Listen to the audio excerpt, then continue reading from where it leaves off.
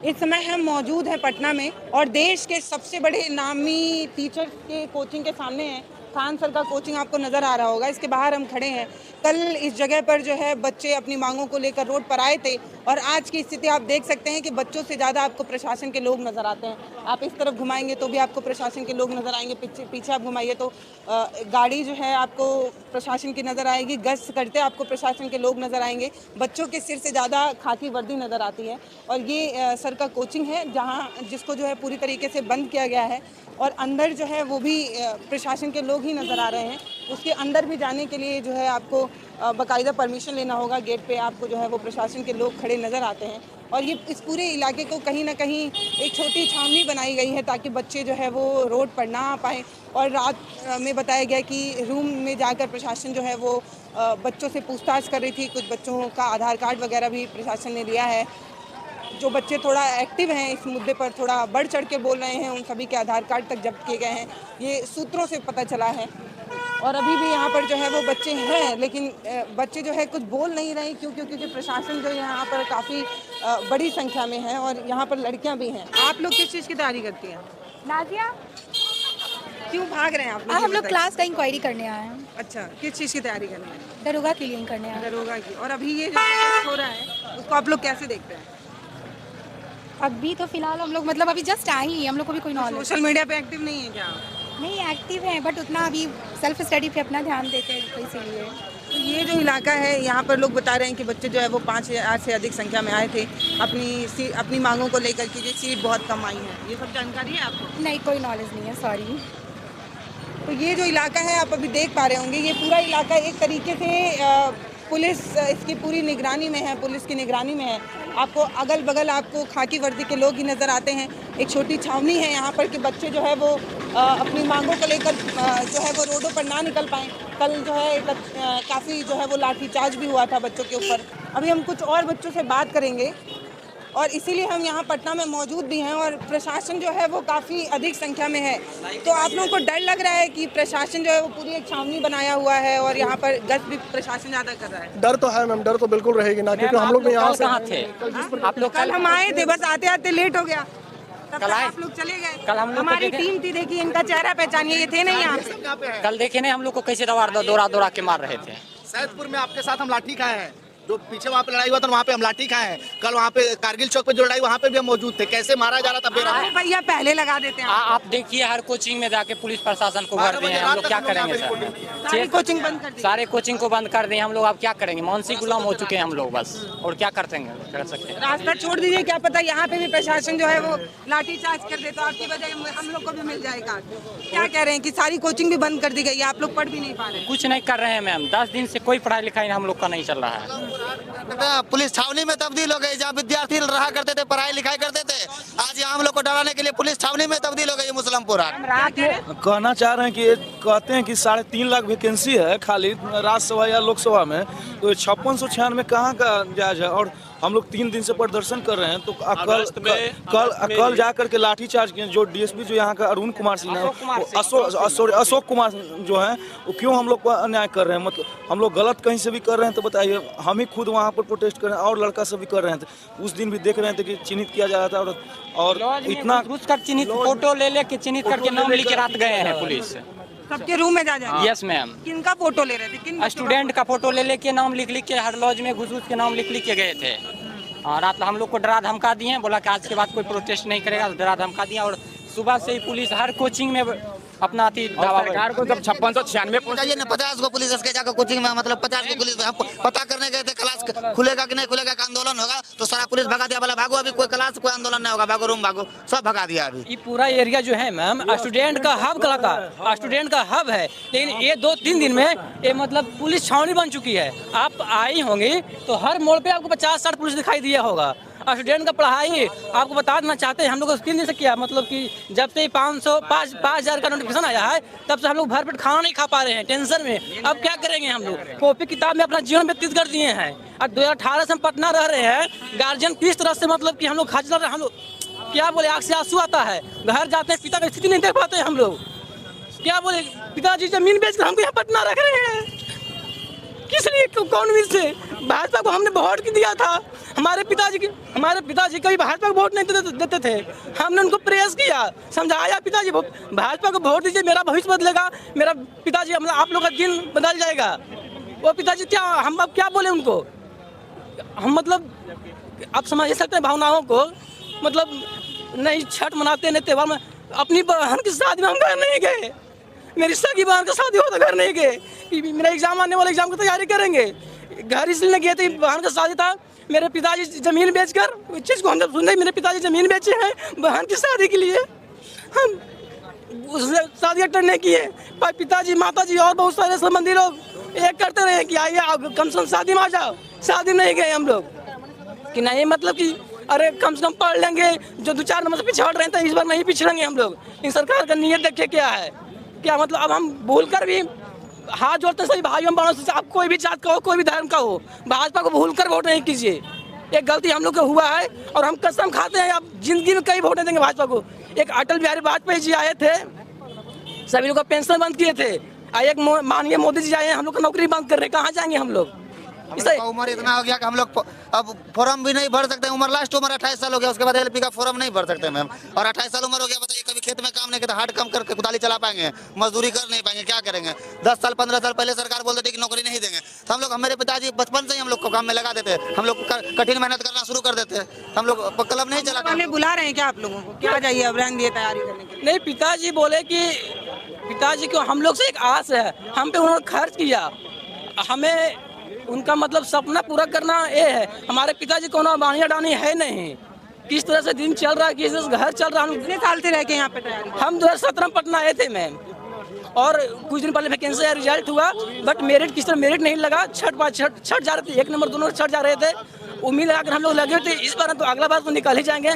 जब हम कुछ पिछले बार ग्रुप डी मेरा पीटी हुआ, मतलब फिजिकल हुआ, एट लास्ट जाके मेरा मेरिट लिस्ट नहीं लगा, तो लगा नहीं इस बार मेरिट लिस्ट नहीं लगा तो कुछ मेहनत करेंगे तो अगला बार हो जाएगा, हम अपने लगे रहे। लेकिन अब सरकार का नीयत चेंज हो गई है।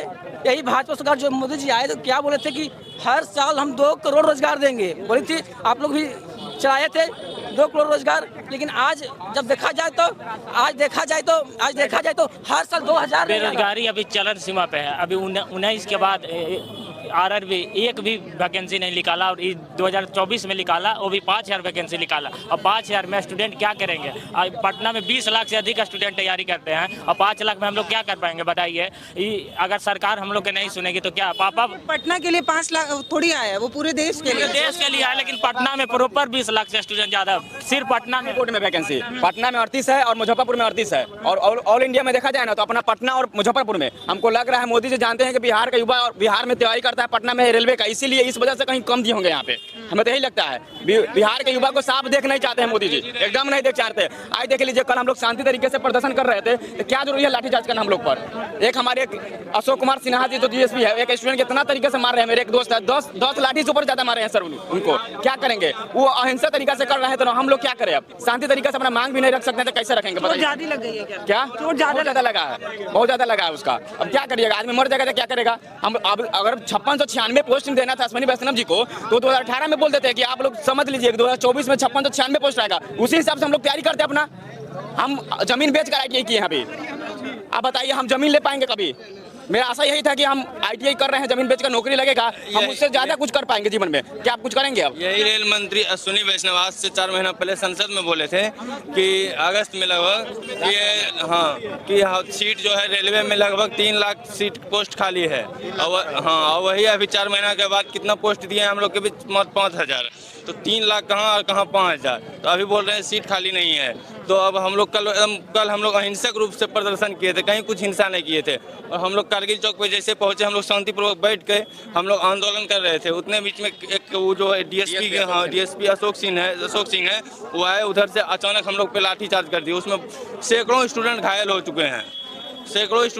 चुके हैं, बहुत सारे स्टूडेंट जो हैं हॉस्पिटल में भर्ती हैं। तो आप लोग बता रहे हैं कि आप लोग किसी तरीके का कोई उग्र नहीं हुए, तो अचानक से प्रशासन को क्या हुआ कि वो लाठीचार्ज कर? कुछ हम लोग को इन्फॉर्म नहीं था, उधर से वही DSP साहब आए, अचानक लाठी प्रदर्शन करने लगे। हम लोग को कुछ इन्फॉर्म नहीं किया गया था। और वो भी यहाँ शुरू से हम लोग के साथ में थे, यहीं से बिकना पहाड़ी से साथ में गए थे हम लोग को, कहीं कुछ प्रॉब्लम नहीं हुआ। तो हमको लगता है ऊपर से कुछ आया होगा आदेश वो लोग को, इसीलिए हम लोग पे लाठीचार्ज कर दिए। तो अभी क्या प्लान है आप लोगों का कि अगर बात नहीं मानी जाएगी तो ये आंदोलन जारी रखेंगे या इसको बंद कर देंगे? हम लोग तो देखिए अभी यहाँ पूरा मैडम जारी रहेगी जिस तरह से अभी जारी, हम लोग शांतिपूर्ण तरीके से आंदोलन को जारी रखेंगे तब तक हम लोगों को न्याय नहीं मिल जाता। अहिंसक तरीके से हम लोग अपने आंदोलन को जारी रखेंगे। लेकिन ये पूरा इलाका तो छावनी बना हुआ है। मैं मोदी जी का एक स्लोगन था कि सबका साथ सबका विकास। अभी किसी का विकास नहीं हो रहा है, सिर्फ अडानी अंबानी का विकास हो रहा है। हम लोग गरीब फैमिली से बिलोंग करते हैं। हम लोग के साथ ना तो नौकरी आती है ना कोई वैकेंसी आती है। उनका कहना था कि सबका साथ सबका, किसी का भी विकास नहीं हो रहा है, ना तो छात्र का, सिर्फ अभी नेताओं लोग का और मोदी जी का विकास हो रहा है। अभी का सरकार, मौजूदा सरकार तानाशाही की सरकार है, उसको जो मन में आती है वो करती है। हम लोग को आंदोलन करके, हम लोग कल अहिंसा पूर्वक आंदोलन कर रहे थे, हम लोग को लाठी से मारा गया है, किसी का हाथ। डिजिटल मीडिया, ये जो मनीष कश्यप अपने आप को सन ऑफ बिहार बताते हैं, ये स्टूडेंट के फेवर में सन ऑफ बीजेपी है। ये सन ऑफ बिहार नहीं है, सन ऑफ बीजेपी है। ये बीजेपी का दलाल है मनीष कश्यप, बीजेपी का दलाल है।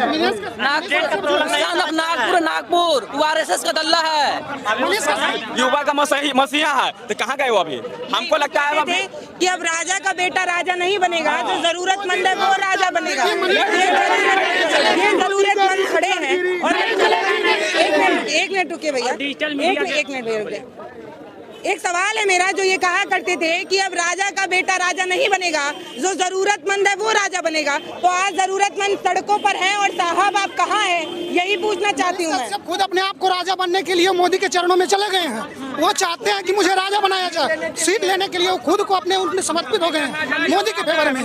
बताइए, जो कहते थे अपने आप को मोदी जी का मनीष कश्यप बीजेपी है, वो सन ऑफ बीजेपी है, सन ऑफ बीजेपी है, उसको बोला जाएगा। पूरा बिहार का युवा बोल रहा है। बिहार के युवाओं का आवाज को क्यों नहीं उठाया जा रहा है? उसको देश की युवाओं का गाली मत दीजिए भैया, आप अपने ऐसे गाली मत दीजिए। देश की युवाओं का भावनाओं से खेलकर मनीष कश्यप अपना फ्यूचर बना लिया, अपना विकास कर लिया। लेकिन उसके बाद जब बिहार की जनता की बात आई, बिहार की युवाओं की, देश की युवाओं का स्टूडेंट की बात आई, तो अपना कदम पीछे मोड़ लिया। अब वो एक अपना भविष्य, अपना फ्यूचर अब राजनीति में तलाशने लगा है। उसको जब जरूरत था अपना काम बनाने का। आप लोग चाहते हैं कि मनीष कश्यप यहाँ पे, हम लोग चाहते हैं कि मनीष कश्यप यहाँ पे आए, हम लोगों की आवाज को रखें, आगे तक पहुँचाएं, ताकि हम लोगों को न्याय मिल सके। और जिस तरह से अपने आप को अयोध्या में जा करके नली और गली दिखा रहे हैं, उसी तरह से हम लोगों की भी आवाज को आगे बढ़ाया जाए और हमें न्याय मिलना चाहिए, यही कहना चाहते हैं। लेकिन को देख लीजिए वहाँ पे, आज सुबह से वो लोग सुबह से वो हम लोग को आंदोलन करने नहीं दे रही है। हम लोग की मांग को दबाया जा रहा है सरकार के द्वारा। वो देख लीजिए पुलिस प्रशासन को क्या कर रहे हैं वो हम लोग को मार रहे हैं, हम लोग को मार रहे हैं। कैंपस का शूटिंग कीजिए ना, कितना बड़ा क्या हुआ है? एक बार पूछिए उनसे, एक बार उनसे पूछिए।